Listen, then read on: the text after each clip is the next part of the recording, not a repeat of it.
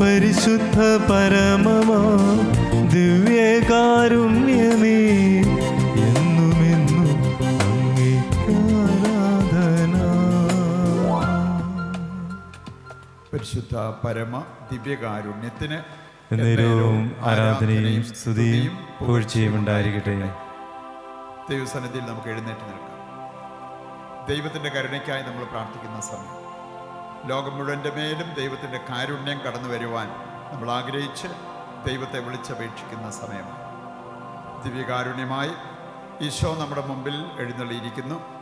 ആ ഈശോയിൽ കാരുണ്യത്തിൻ്റെ ദൈവത്തിൻ്റെ മുഖം കണ്ടുകൊണ്ട് നമുക്ക് അല്പസമയം സ്തോത്രമായിട്ട് സ്തുതിച്ച് ദൈവത്തെ ആരാധിക്കാം. യേശുവേ നന്ദി, യേശുവേ സ്തുതി. Hallelujah, hallelujah, hallelujah.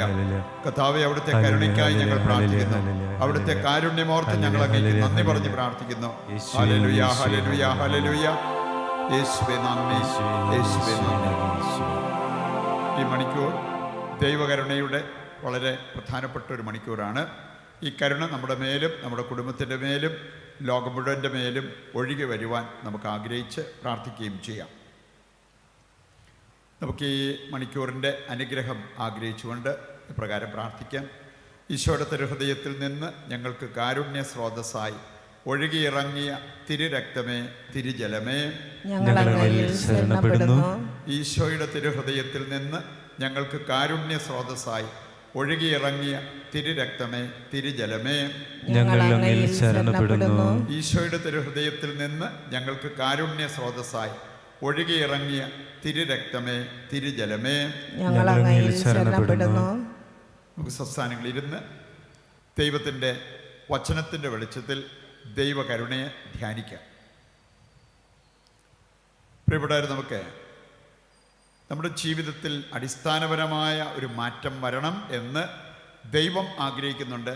ഒരുപക്ഷെ നമ്മുടെയും ആഗ്രഹം അതുതന്നെയാണ്.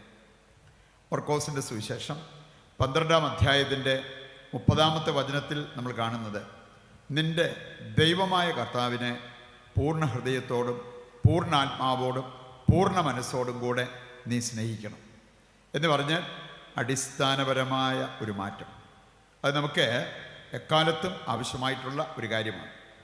ഇനി അതിൻ്റെ വെളിച്ചത്തിൽ നമ്മൾ എക്കാലവും വിശിഷ്യ നോമ്പ് കാലം പ്രത്യേകം നമ്മൾ ധ്യാനിച്ച് പ്രാർത്ഥിക്കേണ്ട ഒരു വിഷയമാണ് ദൈവത്തിൻ്റെ കരുണ. ഈ കരുണയെക്കുറിച്ച് നമ്മൾ അല്പസമയം ധ്യാനിച്ച് പ്രാർത്ഥിച്ച് ഈ കരുണയ്ക്ക് വേണ്ടി പ്രാർത്ഥിച്ചാൽ നമ്മുടെ ജീവിതം സമൂലം മാറുന്നത് കാണാൻ പറ്റും. അങ്ങനെ ഒരു മാറ്റമാണ് നമുക്ക് വേണ്ടത്. അതിലൂടെയാണ് ദൈവത്തെ നമുക്ക് പൂർണ്ണ ഹൃദയത്തോടെ പൂർണ്ണാത്മാവോടെ മുഴുശക്തിയോടുകൂടെ സ്നേഹിക്കാൻ സാധിക്കുന്നത്. ഈ ഒരു യാഥാർത്ഥ്യം നമ്മെ പഠിപ്പിക്കുന്ന ഒരു വിശുദ്ധനാണ് ജോൺ പോൾ രണ്ടാമൻ മാർപ്പാപ്പ. വിശുദ്ധ ജോൺ പോൾ രണ്ടാമൻ മാർപ്പാപ്പ അദ്ദേഹം സൂചിപ്പിച്ച ഒരു കാര്യം, മനുഷ്യർക്ക് മറ്റെന്തിനേക്കാൾ ആവശ്യമായിട്ടുള്ള ഒരു കാര്യമാണ്, ഈ ലോകത്തിന് മറ്റെന്തിനേക്കാൾ ആവശ്യമായ ഒരു കാര്യമാണ് ദൈവകരുണ. ദൈവത്തിൻ്റെ കരുണയാണ് മറ്റെന്തിനേക്കാൾ നമുക്ക് ആവശ്യമായിട്ടുള്ളത്. വചനത്തിൽ നമുക്ക് കാണാൻ സാധിക്കും. പ്രഭാഷകൻ്റെ പുസ്തകം 29-ാം അധ്യായത്തിൻ്റെ 21-ാമത്തെ വചനമെടുക്കുമ്പോൾ പ്രാഥമിക ആവശ്യങ്ങളായിട്ട് എടുത്തു പറഞ്ഞിരിക്കുന്ന ഏതാനും ചില കാര്യങ്ങളെക്കുറിച്ച് നമ്മളിവിടെ കാണുന്നുണ്ട്. പ്രഭാഷകൻ 29:21 ജലം, ആഹാരം, വസ്ത്രം, പാർപ്പിടം, ഇങ്ങനെയുള്ള കാര്യങ്ങൾ പ്രാഥമിക ആവശ്യങ്ങൾ. ഇനി ഇതെല്ലാം നമുക്ക് എത്രമാത്രം ആവശ്യമാണ് എന്നുള്ളത് നാം മനസ്സിലാക്കിയിരിക്കുന്ന കാര്യമാണ്.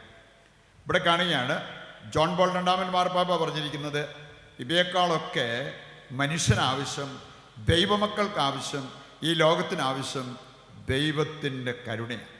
പറയുന്നുണ്ട്, ഈ കരുണ എവിടെ നമുക്ക് ലഭിക്കും, ഏത് മാർഗത്തിൽ നമുക്ക് ലഭിക്കും എന്നുള്ളതിനെക്കുറിച്ച് നാം മനസ്സിലാക്കിയിരിക്കണം. അങ്ങനെയുള്ളവരുടെ ജീവിതത്തിനാണ് സമൂലം മാറ്റം വരാൻ സാധ്യതയുള്ളത്. നമുക്ക് ഏതാനും സങ്കീർത്തന ഭാഗം എടുത്താൽ കാണാൻ സാധിക്കും. സങ്കീർത്തനം 69 13-ാമത്തെ വചനവും 16-ാമത്തെ വചനം. സങ്കീർത്തനം 63-ന്റെ 13-ഉം 16-ഉം എടുത്തു പറഞ്ഞിരിക്കുന്ന ഒരു കാര്യമാണ്, ദൈവം കരുണാസമ്പന്നനാണ് എന്ന് പറഞ്ഞാൽ കരുണയുടെ സമ്പന്നത നമുക്ക് കണ്ടെത്താൻ പറ്റുന്നത് ദൈവത്തിലാണ്. വീണ്ടും എഫേസസ് 2-ാം അധ്യായത്തിൻ്റെ 4-ാമത്തെ വചനത്തിൽ നമ്മൾ കാണുന്ന ഇത് തന്നെയാണ്. ദൈവം കരുണാസമ്പന്നനായ ദൈവമാണ്. നമ്മൾ സാധാരണ ഒരു സഹായം തേടി പോകുമ്പോൾ സമ്പന്നരുടെ അടുത്തേക്ക് പോകും, കാരണം അവർക്ക് നമ്മളെ സഹായിക്കാൻ പറ്റും എന്ന് നമുക്കറിയാം. ഇനി ഈ കാരുണ്യം നമുക്ക് ലഭിക്കേണ്ടതിന് കരുണാസമ്പന്നനായ ദൈവത്തിൻ്റെ പക്കലേക്കാണ് നമ്മൾ ഏറ്റവും കൂടുതൽ തിരിയേണ്ടത്. ജോൺ പോൾ രണ്ടാമൻ മാർപ്പാപ്പ അദ്ദേഹം എഴുതിയ ഒരു ചാക്രിയ ലേഖനം ഉണ്ട്. ഇനി അതിൻ്റെ പേര് ലത്തീനിൽ ദിവസ് ഇൻ മിസെരിക്കോദിയ. ദിവസ് ഇൻ മിസെരിക്കോദിയ. അതിൻ്റെ അർത്ഥം റിച്ച് ഇൻ മേഴ്സി, കരുണയാൽ സമ്പന്നം. ദൈവത്തെക്കുറിച്ച് എടുത്തു പറഞ്ഞിരിക്കുന്ന ഒരു കാര്യമാണ് ദൈവം കരുണയാൽ സമ്പന്നം. കരുണയുടെ സമ്പന്നത നമുക്ക് കാണാൻ സാധിക്കുന്നത് ദൈവത്തിലാണ്. പറയുണ്ട് ഈ ദൈവത്തെ, ദൈവത്തിൻ്റെ ഈ വൈശിഷ്ട്യം നമ്മൾ ധ്യാനിച്ച് പ്രാർത്ഥിച്ചാൽ അത് നമ്മുടെ ജീവിതത്തെ തന്നെ മാറ്റിമറിക്കും എന്നുള്ളത് നാം മനസ്സിലാക്കിയിരിക്കേണ്ട ഒരു കാര്യമാണ്. ലൂക്കായുടെ സുവിശേഷം 15-ാം അധ്യായത്തിൻ്റെ 11 മുതലുള്ള വചനങ്ങളുടെ വെളിച്ചത്തിലാണ്. നമുക്കറിയാം അവിടെ എന്താണ് നമ്മൾ കാണുക. ധൂർത്തപുത്രൻ്റെ ഉപമ. ധൂർത്തപുത്രൻ്റെ ഉപമ അതിനെ വിശേഷിപ്പിച്ചുകൊണ്ട് ജോൺ പോൾ രണ്ടാമൻ മാർപ്പാപ്പ പഠിപ്പിച്ചൊരു കാര്യമാണ് ദൈവം കരുണയാൽ സമ്പന്നം, റിച്ച് ഇൻ മേഴ്സി.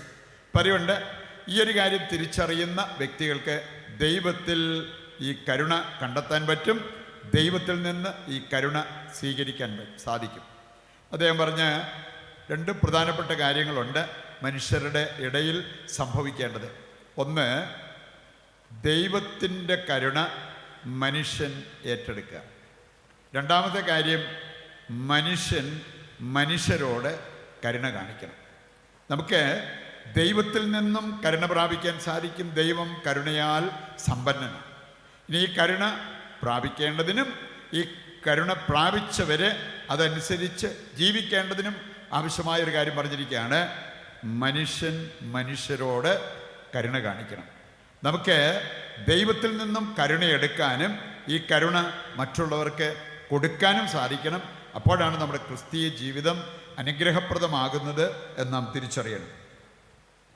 പ്രഭാഷകൻ്റെ പുസ്തകം 40-ാം അധ്യായത്തിൻ്റെ 17-ാമത്തെ വചനമെടുത്താൽ പ്രഭാഷകൻ 40:17 പറഞ്ഞിരിക്കുന്നത് കാരുണ്യം അനുഗ്രഹത്തിൻ്റെ ആരാമം പോലെയാണ്. കാരുണ്യം എന്ന് പറയുന്നത് അനുഗ്രഹത്തിൻ്റെ ആരാമം. പറയുണ്ട് ഈ കാരുണ്യം ദൈവത്തിൽ കണ്ടെത്തി അത് നമ്മൾ ഏറ്റെടുക്കണം.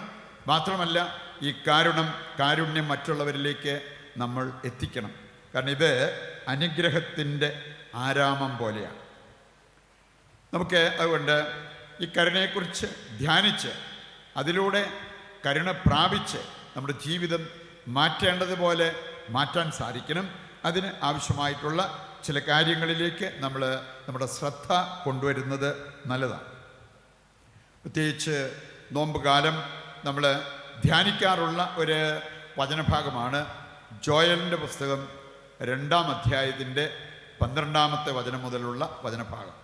ജോയൽ 2-ാം അധ്യായം 12 മുതലുള്ള ആ വചനഭാഗം. അതുപോലെ തന്നെ മത്തായിയുടെ സുവിശേഷം 6-ാം അധ്യായം. ഈ 2 അധ്യായങ്ങൾ ചേർത്ത് വെച്ചാൽ 3 പ്രധാനപ്പെട്ട കാര്യങ്ങളെക്കുറിച്ച് അവിടെ പഠിപ്പിച്ചിരിക്കുന്നത് നമുക്ക് കാണാൻ പറ്റും. ഈ 3 കാര്യങ്ങൾ ദൈവകരുണ നമ്മുടെ ജീവിതത്തിലേക്ക് എത്തിക്കുന്ന കാര്യങ്ങളാണ്. ആ കരുണ നമ്മുടെ ജീവിതത്തിൽ വന്നു കഴിയുമ്പോൾ നമ്മുടെ ജീവിതത്തിന് അടിസ്ഥാനപരമായ മാറ്റമുണ്ടാകും. നമ്മുടെ ജീവിതം വലിയ നേട്ടം സമ്പാദിക്കും എന്നുള്ളത് നാം തിരിച്ചറിയേണ്ട കാര്യമാണ്. ഇതിൽ 1-ാമത്തെ കാര്യമായിട്ട് പറഞ്ഞിരിക്കുന്നത് ഉപവാസം. ഇനിയെങ്കിലും നിങ്ങൾ ഉപവാസത്തോടും വിലാപത്തോടും കണ്ണീരോടും കൂടെ എൻ്റെ പക്കലേക്ക് തിരിച്ചു വരിക. ദൈവകരുണ ലഭിക്കാൻ ഏറ്റവും നല്ല ഒരു കാര്യം പറഞ്ഞിരിക്കുകയാണ്. നീ പാപത്തിലൂടെ ദൈവത്തിൽ നിന്ന് അകന്നു പോയോ, ഉപവാസവും അനുതാപവും കൊണ്ട് നീ ദൈവത്തിൻ്റെ പക്കലേക്ക് തിരിച്ചു വരിക. ഇനിയെങ്കിലും ഈ ഒരു കാര്യം ചെയ്യാൻ നീ മനസ്സാകുക എന്നാണ് ദൈവത്തിൻ്റെ വചനം നമ്മെ ഓർമ്മിപ്പിക്കുക. പറയുന്നുണ്ട്, ഉപവാസത്തിലൂടെ ദൈവത്തിൻ്റെ കരുണ പ്രാപിക്കാൻ നമുക്ക് സാധിക്കും. ഉപവാസം, പരിത്യാഗ പ്രവൃത്തികൾ ഒരുപാട് ദൈവകരുണയ്ക്ക് നമ്മളെ യോഗ്യരാക്കുന്ന ഒരു കാര്യമാണ് എന്ന് നമ്മൾ തിരിച്ചറിയുന്നു. നമുക്ക് ഈ സാധാരണ നമ്മൾ നടത്താറുള്ള ഒരു ട്രഡീഷണൽ ഉപവാസം, പരമ്പരാഗതമായിട്ടുള്ള ഒരു ഉപവാസ രീതി അതെല്ലാവർക്കും ഉണ്ട്.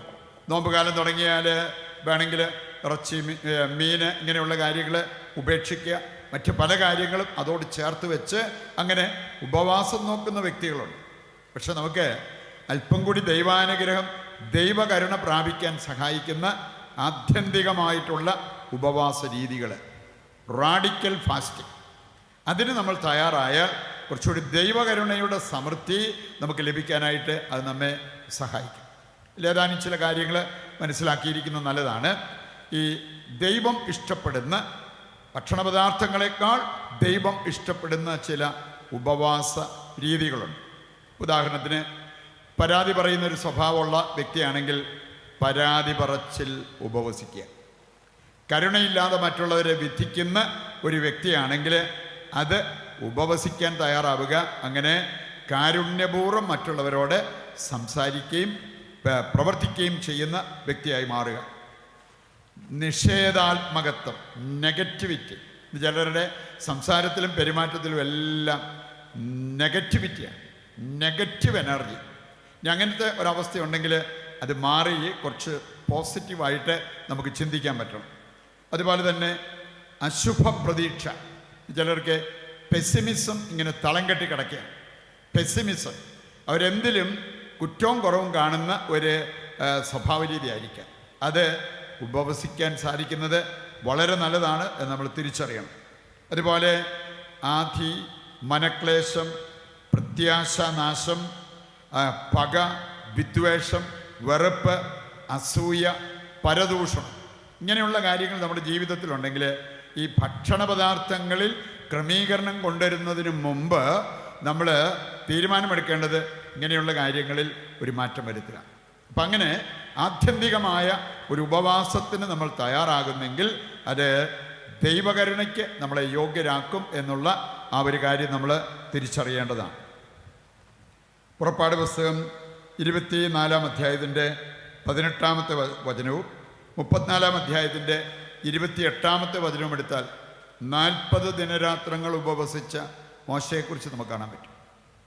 ലൂക്കായുടെ സുവിശേഷം 4-ാം അധ്യായമോ മത്തായിയുടെ സുവിശേഷം 4-ാം അധ്യായം എടുത്തു കഴിഞ്ഞാൽ 40 ദിനരാത്രങ്ങൾ ഉപവസിച്ച യേശുവിനെക്കുറിച്ച് നമുക്ക് അവിടെ കാണാൻ പറ്റും. അപ്പം ഇവരെല്ലാം നമുക്കൊരു മാതൃകയാണ്. നമുക്കും ഈ ഉപവാസത്തിലൂടെ ദൈവത്തിങ്കിലേക്ക് തിരിച്ചു വരാൻ സാധിക്കും, ദൈവത്തിൻ്റെ കരുണ പ്രാപിക്കാൻ സാധിക്കും. മറ്റൊരു കാര്യം പറഞ്ഞിരിക്കുന്നത് പ്രാർത്ഥന. പ്രാർത്ഥന വളരെ പ്രധാനപ്പെട്ടൊരു കാര്യമാണ്. ദൈവത്തിൻ്റെ കരുണ കിട്ടാനോ സൗഖ്യം കിട്ടാനോ അഭിഷേകം കിട്ടാനോ ജ്ഞാനത്തിൻ്റെ അഭിഷേകം കിട്ടാനോ എന്തുമാകട്ടെ, അതിനെല്ലാം ആവശ്യമായിട്ടുള്ളൊരു കാര്യം പ്രാർത്ഥനയാണ്. കുറച്ച് പ്രാർത്ഥനകൾ ചൊല്ലിക്കൂട്ടുന്ന പരമ്പരാഗതമായൊരു കാര്യമല്ല നമുക്ക് വേണ്ടത്. സാധാരണ നോമ്പുകാലമൊക്കെ ആയിക്കഴിഞ്ഞാൽ നമ്മൾ പ്രാർത്ഥനയുടെ നീളം കൂട്ടും, പ്രാർത്ഥനയ്ക്ക് പതിവായിട്ട് അതിൽ പങ്കുചേരാൻ ശ്രദ്ധിക്കും. ആത്യന്തികമായിട്ടുള്ള പ്രാർത്ഥന എന്ന് പറഞ്ഞാൽ എൻ്റെ ദൈവവുമായിട്ട് എൻ്റെ ജീവിതത്തെ ബന്ധപ്പെടുത്തുക, എൻ്റെ ദൈവത്തെ പൂർണ്ണ ഹൃദയത്തോടെ സ്നേഹിച്ച് ആ ദൈവത്തിന് അനിഷ്ടമായതൊന്നും ചെയ്യാതിരിക്കുക. ദൈവം ഇഷ്ടപ്പെടുന്നത്, ദൈവം ആഗ്രഹിക്കുന്നത് ആവുവോളം ചെയ്ത് മുമ്പോട്ട് പോവുക. അതാണ് ആത്യന്തികമായ ഒരു പ്രാർത്ഥനാ ജീവിതം കൊണ്ട് നാം മനസ്സിലാക്കേണ്ടത്. ഇതുപോലെ തന്നെ ദാനധർമ്മമാണ് മൂന്നാമത്തെ കാര്യം. ദാനധർമ്മം, നമുക്ക് മനസ്സുണ്ടെങ്കിൽ ഒരുപാട് വ്യക്തികളെ സഹായിക്കാൻ പറ്റും. സാമ്പത്തികമായിട്ട് മാത്രമല്ല, സാമ്പത്തികമായി ദൈവം അനുഗ്രഹിച്ച് നൽകിയിട്ടുള്ള വ്യക്തികൾ അതനുസരിച്ച് ദാനധർമ്മം ചെയ്യാൻ കടപ്പെട്ടിരിക്കുന്നവരാണ്. അതുപോലെ തന്നെ സ്നേഹം കിട്ടാതെ വിഷമിക്കുന്നവർ, അംഗീകാരം കിട്ടാതെ വിഷമിക്കുന്നവർ, അങ്ങനെ ഒരുപാട് പല മേഖലയിൽ വേദനിക്കുന്ന, വിഷമിക്കുന്ന, ദാരിദ്ര്യം അനുഭവിക്കുന്ന വ്യക്തികളുണ്ട്. വചന ദാരിദ്ര്യം അനുഭവിക്കുന്നവർ, അവർക്ക് നമുക്ക് വചനം പങ്കുവെച്ചു കൊടുക്കാൻ പറ്റും, വചനം നമുക്ക് പ്രചരിപ്പിക്കാൻ സാധിക്കും. അതിലൂടെ ദൈവരാജ്യത്തിനും വളർച്ചയുണ്ടാവും. പ്രിയപ്പെട്ടവരെ, ഈ കാര്യങ്ങൾ ദൈവകരുണ പ്രാപിക്കാൻ ഉപകരിക്കുന്ന ഏറ്റവും നല്ല മാർഗങ്ങളാണെന്ന് മനസ്സിലാക്കിക്കൊണ്ട് ആ ഒരു രീതിയിൽ നമ്മുടെ ജീവിതം ക്രമീകരിക്കുവാനും വരുന്ന നാളുകളിലൊക്കെ ദൈവത്തിൻ്റെ കരുണയെക്കുറിച്ച് ധ്യാനിച്ചുകൊണ്ട് നമ്മുടെ ജീവിതത്തിൽ വരുത്തേണ്ട അടിസ്ഥാനപരമായ മാറ്റം വരുത്തി നമ്മുടെ ജീവിതം മറ്റുള്ളവർക്ക് ഒരനുഗ്രഹമാക്കി മാറ്റുവാൻ നമുക്ക് ദൈവത്തിൻ്റെ കൃപയ്ക്കും അനുഗ്രഹത്തിനും വേണ്ടി പ്രാർത്ഥിക്കാം. കണ്ണുകളടച്ച് കരങ്ങൾ ഹൃദയത്തോട് ചേർത്ത് വെച്ച് ദൈവകരുണയെ ധ്യാനിച്ച് പ്രാർത്ഥിച്ച നമ്മുടെ മേൽ ദൈവത്തിൻ്റെ കാരുണ്യം ഒഴുകി വരുവാൻ പ്രാർത്ഥിക്കാം. ഈ കരുണ പ്രാപിച്ച് മറ്റുള്ളവരോട് കാരുണ്യപൂർവ്വം പെരുമാറുവാൻ വേണ്ട അഭിഷേകം ആഗ്രഹിച്ച് പ്രാർത്ഥിക്കാം. നമ്മുടെ എല്ലാ അവസ്ഥകളും നമ്മുടെ എല്ലാ ആവശ്യങ്ങളും സ്വർഗത്തിലേക്ക് ഉയർത്തി താഴ്ന്ന സ്വരത്തിൽ കർത്താവിനെ സ്തുതിച്ചുകൊണ്ട് ദിവ്യകാരുണ്യത്തിൻ്റെ ആശീർവാദവും നമുക്കിപ്പോൾ സ്വീകരിക്കാം. യേശുവേ നന്ദി, ഹല്ലേലൂയ, ഹല്ലേലൂയ. യേശുവേ ആരാധന, യേശുവേ ആരാധന. കർത്താവെ ഞങ്ങളെ അനുഗ്രഹിക്കണമേ. കർത്താവെ ഞങ്ങളുടെ കുടുംബത്തെ അനുഗ്രഹിക്കണമേ. കർത്താവെ ഞങ്ങളുടെ എല്ലാ നിയോഗങ്ങളെയും അവിടെ നേരിട്ടെടുത്ത് ആശീർവദിച്ച് അനുഗ്രഹിക്കണമേ. Hallelujah, hallelujah, hallelujah, hallelujah, hallelujah, hallelujah.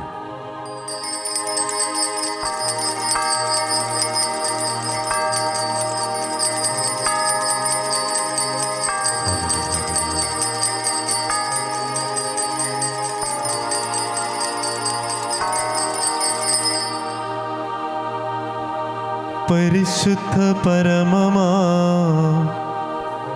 ദിവ്യകാരുണ്യമേ, എന്നുമെന്നും അങ്ങേക്കാരാധന. പരിശുദ്ധ പരമമാ ദിവ്യകാരുണ്യമേ, എന്നുമെന്നും അങ്ങേക്കാരാധന.